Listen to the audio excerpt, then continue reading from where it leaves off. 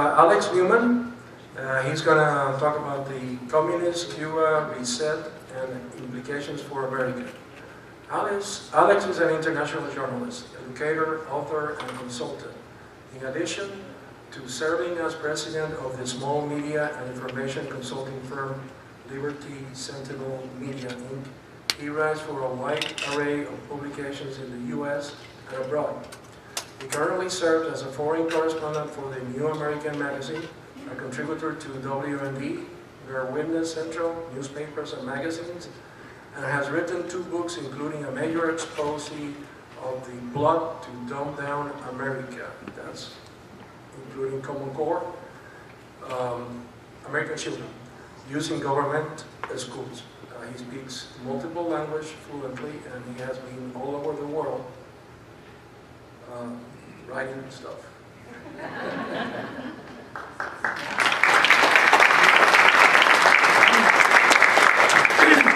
Hi everybody, thank you very much for having me here. I'm honored to be here and to discuss this important topic with you all. So I'm going to get my slideshow ready so you guys can follow along. And we're going to talk about the reset with Cuba that was recently announced last month, or in December, excuse me, by Obama and Castro simultaneously. And it might seem like a small thing, right? Cuba is just a little communist island, who cares? But it's actually a big deal. And I'll tell you guys a little bit about why it concerns me, and I think it ought to concern all of us. In one sense, it's kind of personal to me. I grew up in Latin America. I spent probably half of my life down there in Mexico and Brazil. So I'm American, and I consider America my country. But at the same time, Latin America is always going to have a place in my heart, and the people there are good people, and they don't deserve what's happening to them. And Castro is a big part of it, and now Obama is making buddy-buddy with Castro. So there you guys can see a picture of Obama and Castro. We'll talk about that in a little bit, shaking hands and all smiley. So we're going to talk about Obama's Cuba reset, what it means for the United States, what it means for Cuba, Castro's influence in Latin America, Castro's supporters right here in America. Believe it or not, there are plenty of them, and a lot of them have a lot of power and influence. And then the bigger picture, right? What is this all about? Why does this little tiny communist island matter in the grand scheme of things? So a little recap for those of you who don't follow the news maybe as closely as I do. On December 17th last year, there had been secret negotiations going on for some time, and then Obama and Castro both announced that they're going to have this framework to restore diplomatic relations between the 2 countries. And I put countries in quotation marks because this irks me quite a bit. If you guys ever read news reports about the United Nations, they always talk about countries. Is Castro a country? No. He enslaved a country, but he is not a country, right? So when they talk about us making friends with another country, that's not the issue here. We're talking about a communist dictator who has murdered thousands of people, who has stolen unbelievable amounts of property, who has exported this wicked revolution, communist system all around Latin America and abroad, even further than that. In Africa, he played a big role bringing communism in southern Africa, in Angola, and in South Africa. And we'll talk a little bit about that. But Castro is not just your regular tin horn dictator, even though people see him as kind of a kook and a pariah. He's much more than that. So a little bit of detail about this plan that they have. First of all, they're going to open embassies, right? So Castro's going to have an embassy in Washington, D.C., and the United States is going to have an embassy in Havana.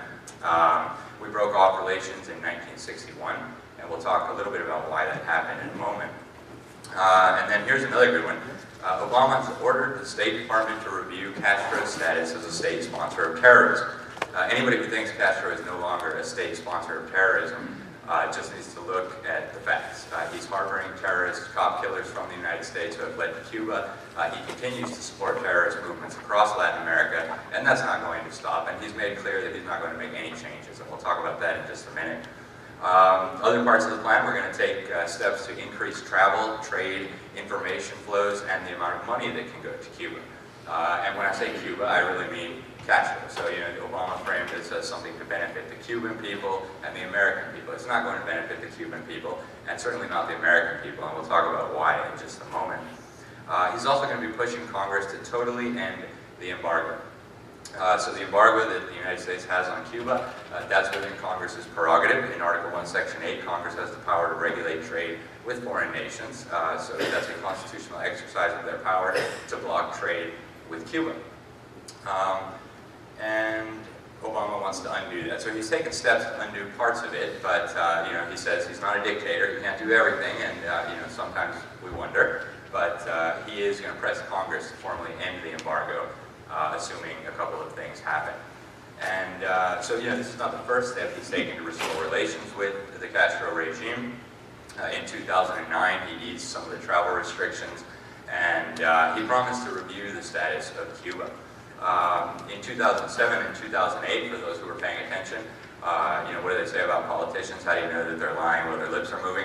And I'm sure you guys remember, if you like your health insurance, you can keep it. If you like your doctor, you can keep it. Well, before Obama became president, if we liked our embargo, we could keep it, and there was going to be no end to the current status until Castro agreed to have justice for the political prisoners, steps toward political freedom, legalizing political parties, holding elections, all these other great things.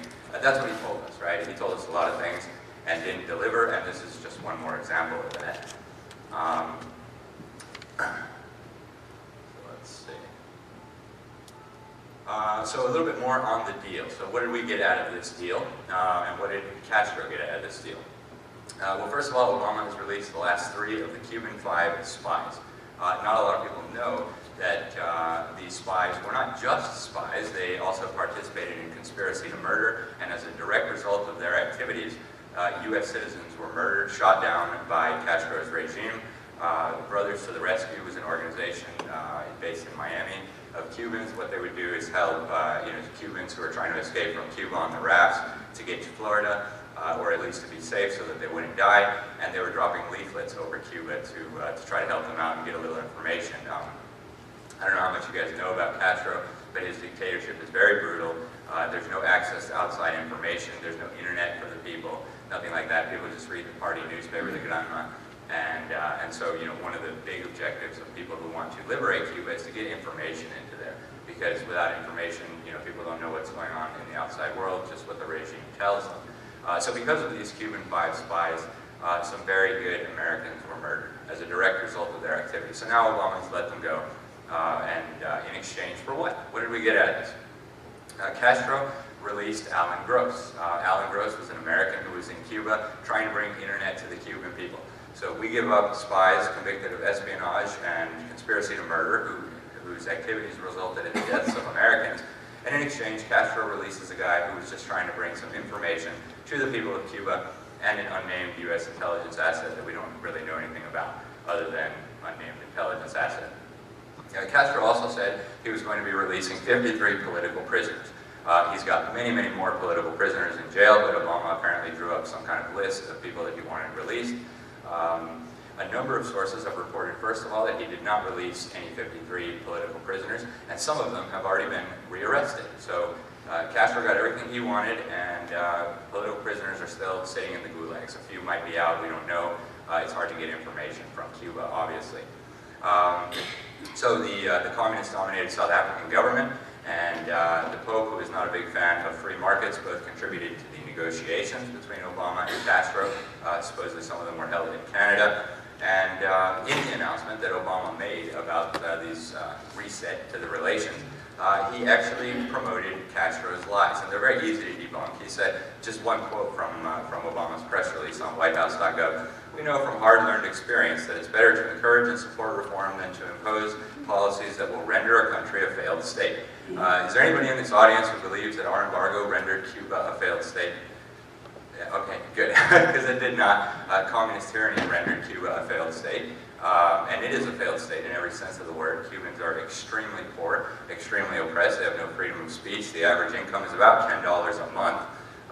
It's hard enough to live on $10 an hour here in the United States. Try living on $10 a month, and that's life for an average Cuban. Now, if you're part of the regime, it's totally different, right? Interesting story.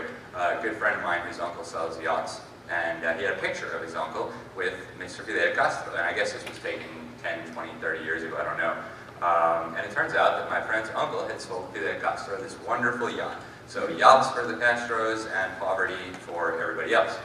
And that's very typical of communist regimes, but really Castro destroyed Cuba. The American embargo had nothing to do with it. The United States is the only country that has an embargo on Cuba, or that had after Obama, and they could buy American products from any other country. So the notion that the United States hurt Cuba's economy is absolutely ridiculous. Communism is what destroyed Cuba's economy. And I was thinking about bringing some pictures in just to give you guys a visual. I ended up not doing it because I didn't want to violate any copyrights, but you can see the before and after pictures of Havana and other places in Cuba. And it's just tragic what's happened to that country. It was a developed country. Before Castro took over, their GDP per capita was higher than Spain or Portugal. Now it's one of the poorest countries in the world. It's a disgrace. So let's keep going here. Oh yeah, and Obama said he was going to push reform. He didn't give very many specifics about how he was going to push reform. He just said, we're going to continue to promote reform. What does the deal mean for the United States? Well, one of the reasons we originally severed diplomatic relations with Cuba was because they were using their embassy over here and diplomatic immunity and the cover that provides to promote espionage and terrorism and subversion in the United States. Castro has a long history of supporting terrorist movements, even some in the United States, and we'll talk about that in a moment because it goes right back to Mr. Obama and one of his good buddies. So this new deal is going to allow Castro to set up an embassy in Havana, and that embassy is going to give him the opportunity to infiltrate spies and terrorists and anything else he wants to do, all under diplomatic immunity, right? So these people can't be arrested, etc., etc.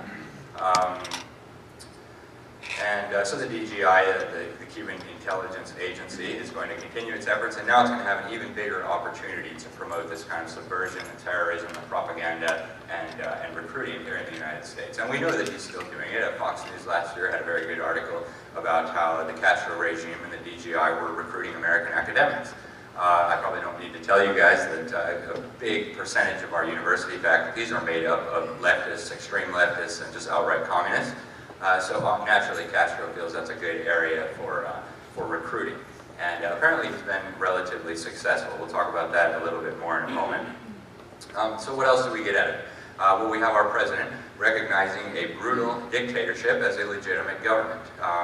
So by recognizing Castro's regime as a legitimate government and letting them have diplomatic relations and an embassy, we're providing legitimacy to a mass-murdering communist dictator who destroyed a country. You can talk to any Cuban in Miami and they'll give you a good idea of whether Castro is the legitimate government of Cuba or not. And we'll talk a little bit more about how he came to power in a moment as well. And so I'm sure you guys have heard a lot also about the imperial presidency, right? Well, this continues in that trend. Obama, when Congress doesn't do exactly what he wants, he just likes to do things on his own, whether that be amnesty or gun control or executive orders or relations with a brutal dictator. And so this is more of that. Plenty of people have criticized this as illegal. Whether it is or not, I don't know. I'm not a lawyer. But plenty of people have said that Obama has way overstepped his bounds by purporting to chip away at the embargo and open diplomatic relations and so on and so forth.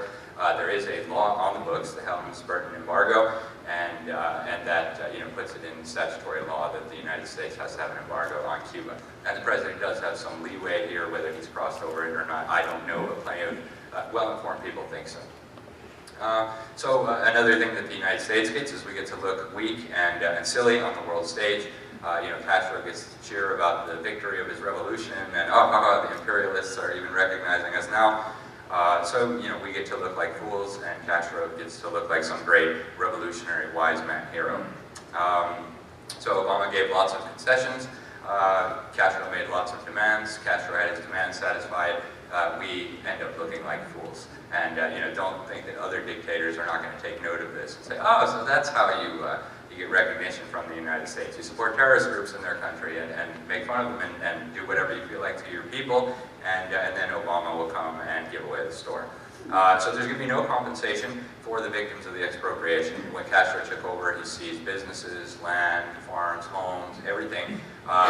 There's no chance that that's going to be paid back. It wasn't even on the agenda. And if the embargo eventually goes, and this has happened all over the world for many, many decades, many generations, we might even end up financing some of this stuff through credits and taxpayer money. So we'll loan him money so we can send him our goods and services, and then just like he does to everybody else, he'll jip us and rip us off, and taxpayers here in the United States who already owe trillions and trillions of dollars will get stuck holding the bill. And then Cuba as the new China, right? If this actually opens up and Cuba becomes this place where American companies can come and invest, I'm sure a lot of you guys are familiar with what goes on in China, right? The communist dictatorship there. They basically have 1.3 billion population to use as slave labor. So we might see Cuba as kind of a little mini China. U.S. corporations can go set up manufacturing facilities down there, enrich Castro while outsourcing U.S. jobs and further undermining our economy. So lots of good things for the deal for the United States, as you guys can see. So what does Castro get out of all of this? First of all, absolutely no changes to his communist tyranny, to his failed economy, to the brutal repression of dissenters, to the gulags for his critics. And Castro made this quite clear, actually. He, if Obama had any shame, he should have been quite ashamed of himself. Castro went out and said, communism is going to last another 500 years. We're not going to make any changes. Socialism is going to continue to rule this island. And dictators all over the world thought that was swell. So they'll also get a nice bailout from the United States, right? The communism doesn't work. It doesn't produce wealth. It destroys wealth. And we can see that if we look at any communist-run country in the world. And so, Cuba has basically been mooching off the rest of the world throughout its entire history since it became this communist dictatorship. So first they mooched off the Soviets, right, who in many ways were mooching off the United States taxpayer. So then the Soviet Union came down, and then they needed to find a new source to mooch off of it, right? It's like a leech or a parasite. It can't survive on its own. It needs a host. So Venezuela was perfect. Castro helped orchestrate the takeover of Venezuela. I don't know how much you guys know about what's going on there now. Brutal socialist strongman murdering protesters in the street. It's basically Cuba 2.0 here. And for a long time, Hugo Chavez and his successor Nicolás Maduro were subsidizing Cuba with free or reduced price oil, and this is still going on. But Venezuela, as if you guys follow the economic news, is having quite a few economic problems. They don't have even the basics. They don't have food. They don't have toilet paper. It's just embarrassing. So the military is taking over stores. They're blaming it on right-wing evil capitalists and imperialists, but really, it's the same thing socialism produces everywhere. And so now they're losing their sugar daddy in Venezuela. The price of oil has plummeted. The regime down there is in plenty of trouble on itself. So then in steps Obama to save this miserable system with American wealth instead. And so Obama portrayed this as benefiting the Cuban people. It's absolutely ridiculous. It's not going to benefit the Cuban people. Trade would not benefit the Cuban people. The entire economy is controlled by the dictatorship, even tourism. So, people think, we'll do tourism and then the Cuban people will benefit from American dollars. That's not the case. The military dictatorship there controls the tourism, controls everything. So any money spent from the United States in Cuba is going to enrich Mr. Castro, who maybe can go buy some more yachts or some more tools for oppression, or he can better export his communist revolution in Latin America and around the world. So, people have no money to talk about more exports to Cuba. What are we going to export to Cuba? What are we going to export to people who make $10 a month? What are they going to buy? Certainly not anything that's worth our time or our effort. This is going to benefit the Cuban regime, though, in a very big way. So we have a new legitimacy and respectability for Castro as a legitimate government, right? Even the United States recognizes us. Of course, we're a legitimate government.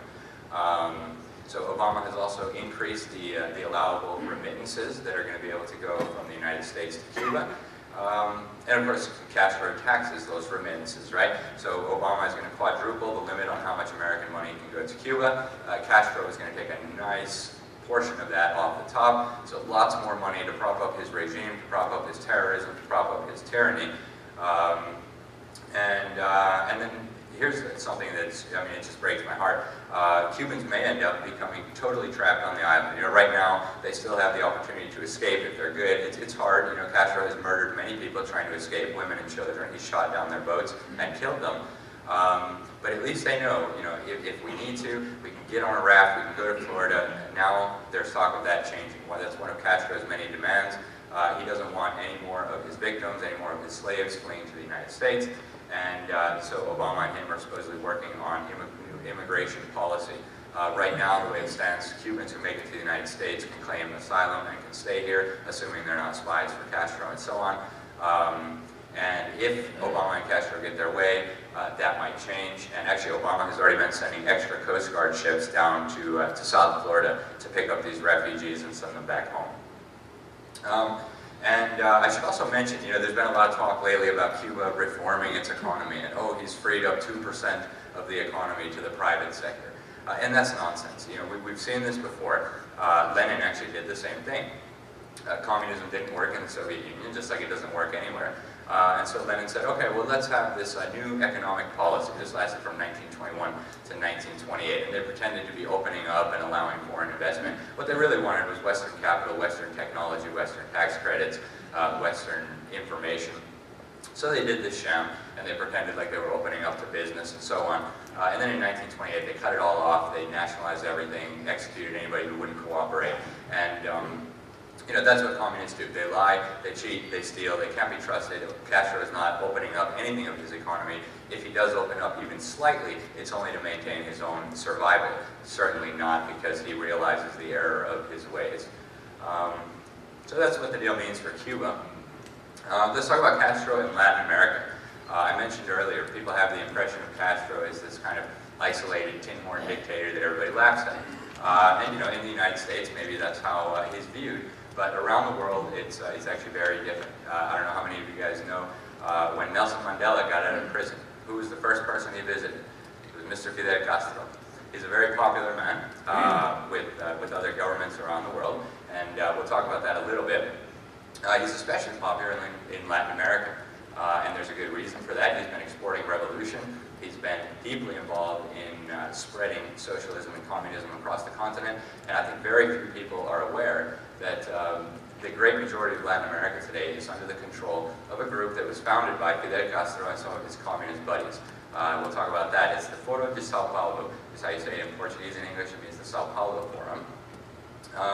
I would argue that it's one of the most important groups in Latin America today. It's also one of the most unknown groups. Virtually nobody knows who this group is. Even in Latin America, a lot of people don't know what it is. It was founded by Fidel Castro, the predecessor for Raúl Castro, his brother. It was founded by Luiz Inácio Lula da Silva, the Brazilian president from the Workers' Party.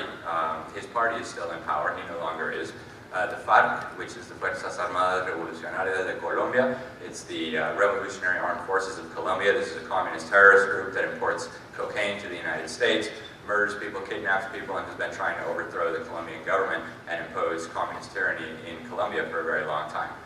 Very close to Castro, very close to Hugo Chavez before he died. So, they're not just some isolated wacko terrorist group in the jungles of Colombia. They're a very well-connected group, and a lot of this cocaine money that they're bringing in has been used to finance the rigging of elections, the rise to power of socialists across Latin America, and they always have a hideout in Havana. Who else was involved? The Sandinistas from Nicaragua, they're still in power today. So these were really the primary forces behind the founding of the Sao Paulo Forum, which again is a very important group, and we'll talk about why. This group is also backed by Vladimir Putin in Moscow and of course Beijing. So one of the goals in its official records in 1997, all these parties came together and they agreed that they're going to regain in Latin America what was lost in Eastern Europe. What was lost in Eastern Europe, of course, was communist tyranny, at least temporarily, and we'll talk about that in a moment. But they have designs toward making, this united Soviet Socialist Republics of Latin America, and that's what they're doing, and they're actually far closer to success than most people realize. You might have read about the pink tide. It's not a pink tide, it's a red tsunami. They're taking over basically all of Latin America, and that's pretty important for the United States. This has always been considered our backyard, so-called. Our backyard is soon going to be dominated by communists. If it isn't already, I would argue that it is. So this network, the Sao Paulo Forum, includes over 100 political parties and various different types of groups, including Marxist narco-terrorist groups like the FARC and the MIR in Chile and a number of others. And then so-called social movements. They have a lot of money. One of the big sources of their money, as I mentioned before, was the cocaine from these Marxist cocaine traffickers. And then, of course, you had the oil money coming from Venezuela, right? Venezuela was really a key success for the communist movement in Latin America because they could take all this oil money and use it to foment revolution and to rig elections. And so using Fidel's techniques and socialism and revolutionary ideas and the money that's coming from the oil out of Venezuela, they've been extremely successful in taking over Latin America. More than 2/3 of the governments in Latin America today are controlled by members of the Sao Paulo Forum, members being political parties, socialists, communists, etc.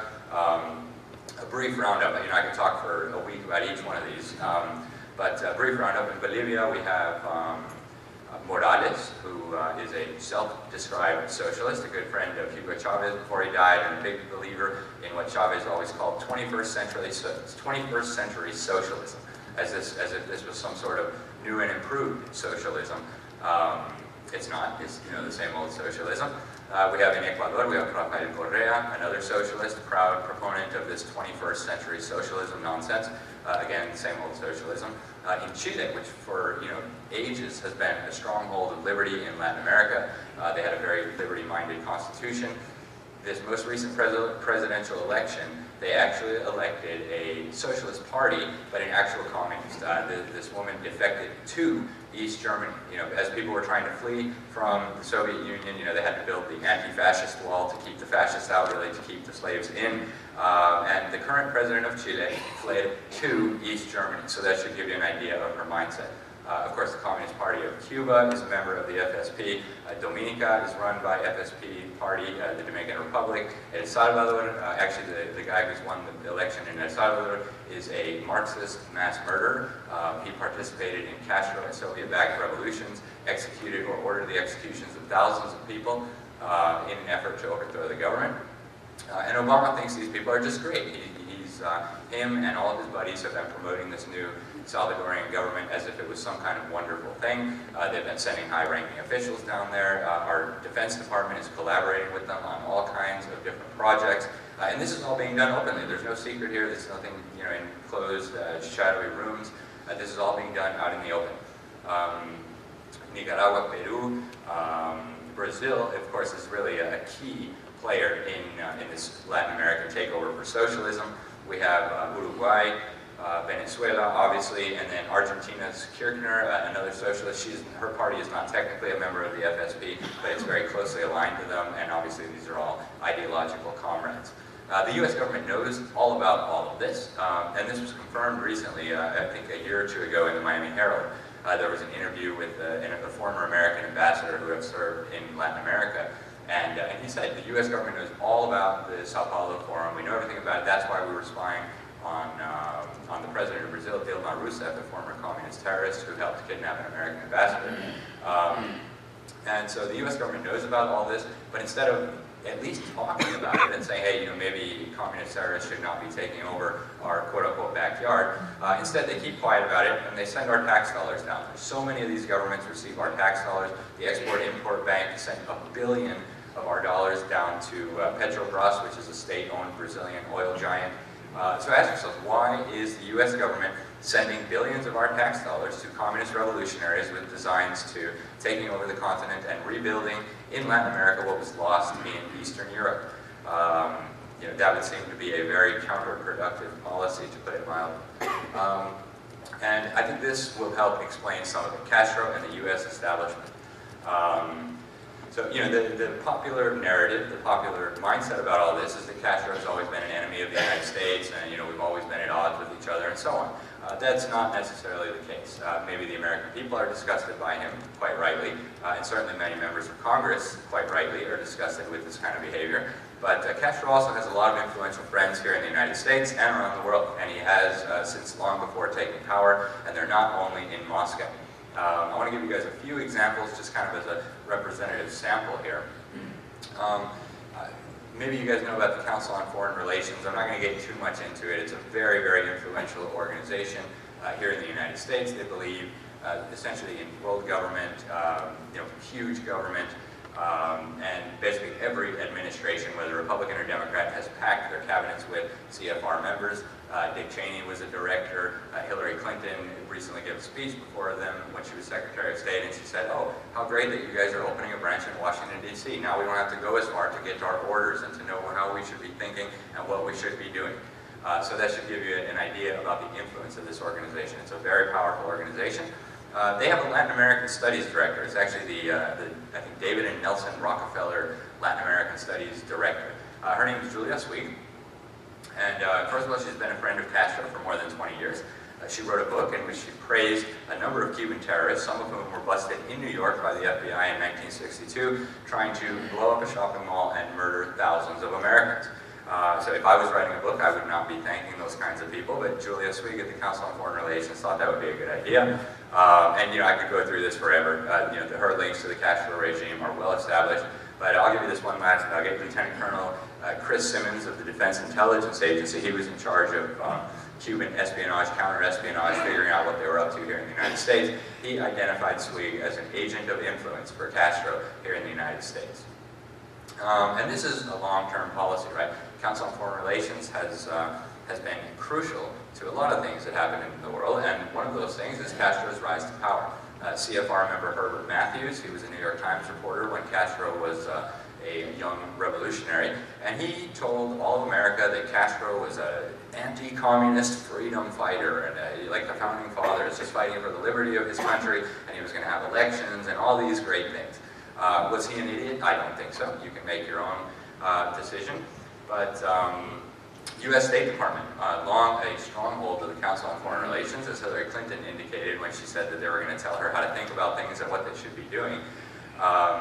The U.S. State Department played a key role in bringing Castro to power. Now, this might be a surprise to a lot of you, but if it is, I encourage you to read Earl Smith's book. He was the U.S. ambassador in Havana when Castro took over. His book was called The Fourth Floor. There's also some video interviews of him on YouTube if you want to check it out. He talks about how the State Department and the U.S. government were arming Castro and helping him come to power.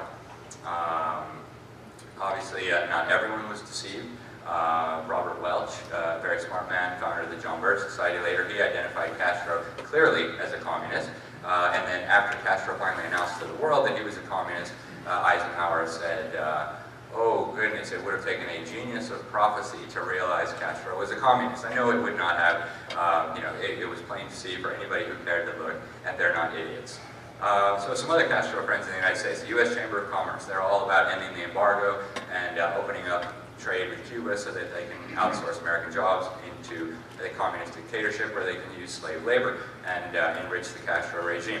The head of Google, Eric Schmidt, is also, he said it was very encouraging what's going on with the economic reforms. Again, sham economic reforms.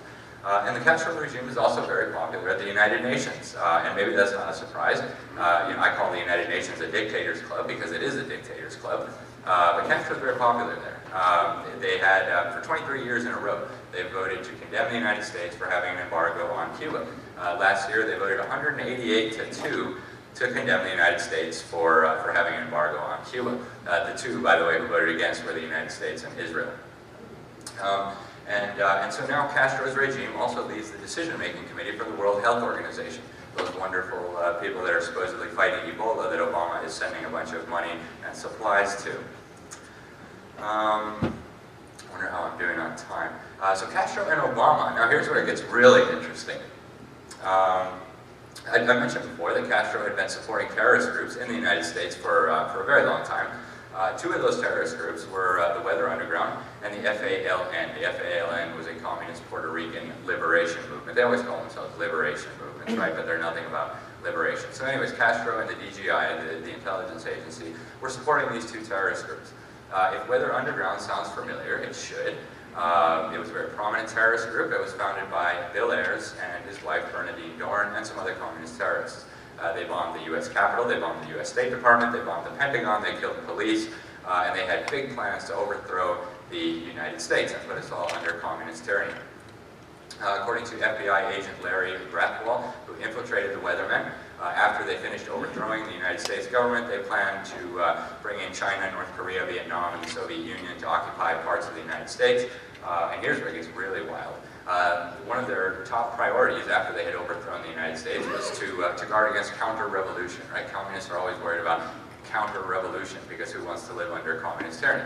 So how are they going to do this? Well, according to Larry Grathwohl, the FBI agent who infiltrated, he said he was in a room with 25 of these people, including Ayers, a lot of them with graduate degrees and these supposedly smart people, and they were going to establish re-education centers for us stubborn people who refused to realize how wonderful communism was.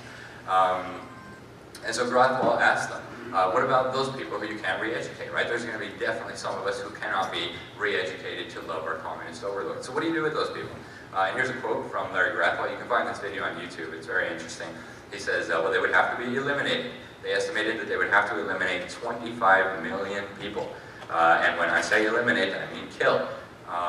So for those of you who didn't recognize Ayers when I first mentioned him, this is Obama's buddy. His political career began in Bill Ayers' living room. So, terrorist group in the United States, founded by Obama's friend, supported by the Castro regime, and then we get Obama doing all these wonderful diplomatic resets with Cuba. Interesting stuff to think about, I think. So what is the long-range plan? What is all this about? Where does Cuba fit in to the big picture? Well, the end goal, and if you listen to them, they'll tell you, the media won't tell you, but if you listen to the people who are kind of running things, at least on the surface, they're very open about what they're working toward. They call it a multipolar new world order. You've probably heard the term new world order before. It's their term. It's not particularly descriptive, but it's what they call it, so we can use their term. And basically they've all described what this new world order is going to look like. A world government with a neutered United States, and I'll get into some quotes in just a minute. Probably a lot of you guys have heard the Americans promoting a new world order, Bill Clinton, George Bush, etc., etc., George Soros. They love this new world order, Henry Kissinger, of course.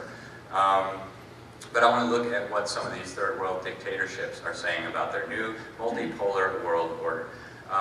So one of the steps on the road toward achieving this new multipolar world order is dividing the world up into these regions. Castro is a key player in a number of things that are happening in Latin America right now. One of those things is the regionalization of the continent. They're smashing national sovereignty and setting up these regional governments.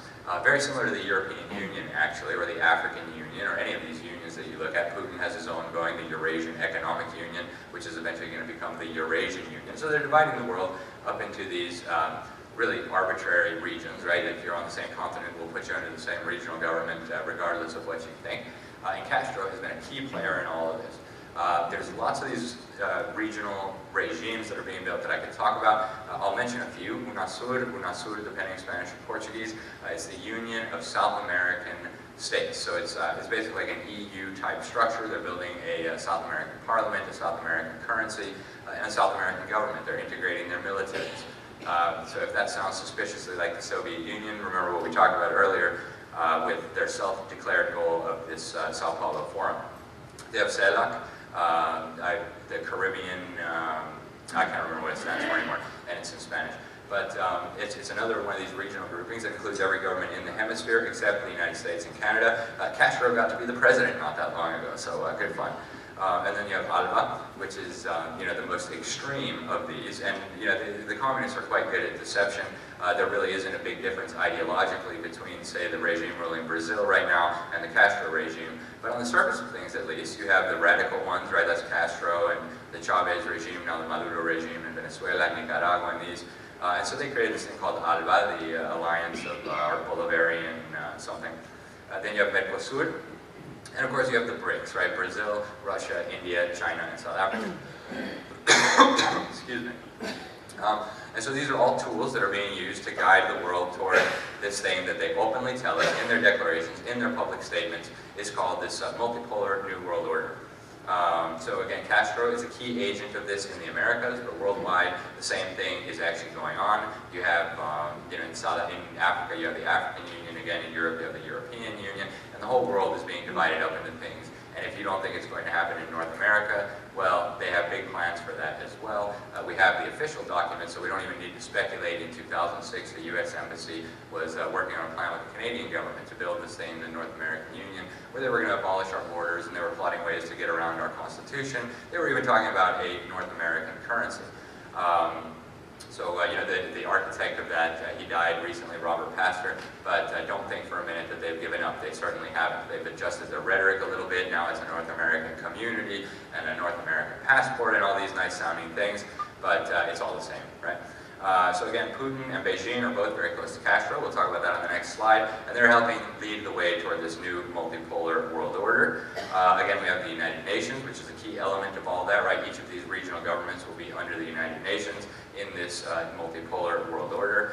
And again, Castro is very popular there, and we need to say no. And so here's my last slide on this, just a couple of quotes to to give you a clue as to where these people are going with their wonderful little new world order. Billionaire leftist George Soros, probably a lot of you guys have heard of him. He recently was busted financing the Ferguson riots and all kinds of other silly stuff. So he said a couple of years ago that the communist Chinese should own this new world order that they're building. To clarify, he said they should own this new world order like the United States owned the previous one. So if you guys like the idea of a new world order owned and controlled by a communist dictatorship that has murdered more innocent human beings than any other entity in human history, by all means do nothing and go home and do nothing. But if that prospect sounds alarming, then we probably ought to get busy. So here's what Chavez said. Chavez is dead now. He died of cancer. Apparently it was the American imperialists who gave him cancer. He said on a trip to Beijing that we're creating a new world order. It's a balanced world. A new world order, a multipolar world. And then he gave some more details. It would be a world order where the United States was brought back down to size and other countries, again, back with this countries thing, right? Communist dictators are not countries, but they like to call themselves countries. And so other countries like Iran and Russia and China and Brazil are supposed to have a much bigger voice in this new world order. So Putin was in Havana last summer. And so was she. They were on their way to Brazil for this BRICS meeting. And a couple quotes that I just pulled up. There's tons of these that are very interesting, but I pulled a few that I thought were most interesting. So Putin, he said, we're interested in strong, economically stable, and politically independent, united Latin America is becoming an important part of the emerging polycentric world order. So, depending on how you translate it, he might as well have said a new multipolar world order. He uses that term all the time himself. And then Xi, the dictator of China, Xi Jinping, he said, China is full of confidence about the future development relations between our country and Cuba, and that we will forever be good friends, comrades, and brothers of Cuba. And he talked about their wonderful revolutionary history. If you know anything about their revolutionary history, it's absolutely horrifying, murdering people without trial for being communist revolutionaries, putting critics in gulags, etc. And then also last summer, the G77 plus China, it's actually not 77, don't let the name mislead you, it's 132 governments plus the Communist Chinese dictatorship. They met in Bolivia. Mr. Morales, the socialist strongman down there, organized the meeting. And the theme of their meeting, and actually they all posed for a picture in front of a giant banner that said in these exact words, a new world order to live well. So if you guys want a new world order to live well, run by the dictators in Beijing and their allies, no big deal. If you don't think that sounds appealing, we got to get busy. And so their declaration, I encourage everyone to read it because it's very revealing as to where these people want to go. They call for their new world order again, over and over and over again. They want a global government, lots of wealth redistribution from the West, from the United States, to their communist dictatorships. They say it's for their people, and of course it's not. The wealth redistribution will go straight into the pockets of the dictators so that they can better oppress their subjects and live high on the hog. And then I just want to close with one last thing. Anatoly Golitsyn, I'm not sure how you pronounce his name, actually. I don't speak Russian or Ukrainian. But he was a defector from the KGB. He was in the disinformation department. It was a very secret unit. And he wrote 2 books. I encourage everyone to read them. They're very good. New Lies for the Old and the Perestroika Deception. And in this book, he outlined, this was published in the 80s, even before the collapse of the Soviet Union, supposed collapse. He said that there was this long-range deception plan. I think it's something like 140 out of 145 of his predictions have already come true. So he's somebody to take note of. And he said that the collapse of the USSR was a sham. It was a disinformation operation, and they plan to come back stronger than ever at some point in the future. And so that's all I have, guys. Thanks very much.